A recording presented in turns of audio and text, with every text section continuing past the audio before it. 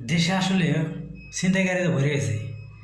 সোনোটেক্স আছে না, সোনোটেক্সের পাশে যে ওভারব্রিজটা আছে, ওই ওভারব্রিজের নিচে মাঝে মাঝে অটো ছিনতাই হয়। ঠিক আছে, স্ট্যান্ডেই ছিনতাইকারীরা ঘোরাঘুরি করে।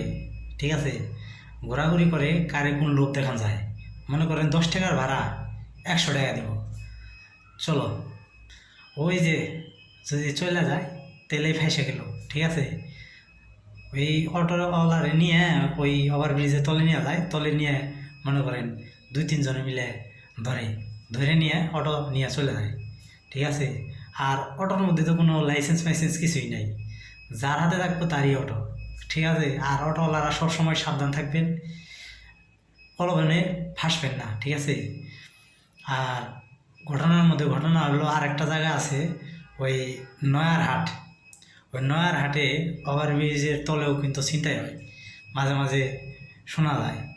কিছুদিন আগে একটা নিউজে দেখলাম, মানে ঘটনাটা হলো, ওই জায়গাটার নাম মনে নাই, একজন রে ওই যে স্প্রে দিয়ে অজ্ঞান বানিয়ে অটো নিয়ে চলে গেছে। ঠিক আছে, অটোওয়ালার সবসময় সাবধান থাকবেন। আর ছিনতাইকারীরা যে ছিনতাইকারী আমার ভিডিও দেখতেছেন, সেও সাবধান থাকবেন। ঠিক আছে, কবে জানি আপনিও ফেঁসে যাবেন।